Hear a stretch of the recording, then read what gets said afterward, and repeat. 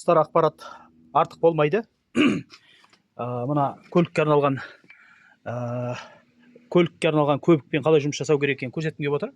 Мынау уже алдында кір болған. Міне тазалап болдым. Мен қазір сіздерге көрсетем қалай жұмыс жасау керек екенін. Бірінші мынаны аламыз да, жақсылап шайқап аламыз да. Мысалға мына жер кір өздеріңіз көріп отырсыздар, иә? Осыған бір жақсылап тұрып шашып шығамыз. Міне. Енді бұл сіңеді. Бұның бір жақсысы кірді сыртқа алып шығады екен. Сосын өзінің крышкасы бар, айналдырып былай тазалаймыз. Бұл шөткісінің де басы айналып тұрады, бір жақсысы. Жаңа мына шүберектің арасындағы кірді мысалға деген кәдімгідей шығарып тастайды ғой. Жақсылап осылай тазалап аласыз. Бұл кілемді де тазалауға болады бұнымен.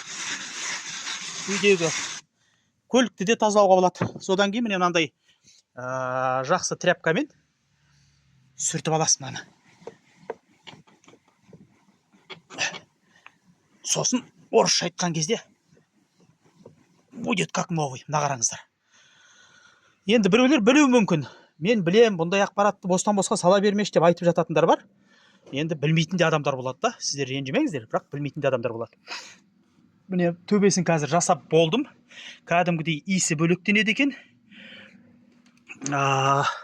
Кәдімгідей өңі кіріп қалады екен. Міне төбесі тазарып қалды. Енді мына орындықтарды осылай тазалап шықсам деген ой бар. Көре жатамыз. Міне кейіңіз кәдімгідей тап-таза болып қалды.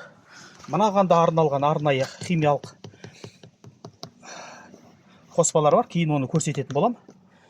В общем, работа идет полным ходом. Лайк басып отырыңыздар. Енді білгеніммен бөлісіп жатырмын. Мен деген мынаны көп нәрсені білем, мен кереметпін дегендік емес. Білмейтін адамдар болса, бір пайдам болса да тиіп қалар деген оймен салып жатырмын. Лайк басып қойыңыздар. Рахмет назарларыңызға.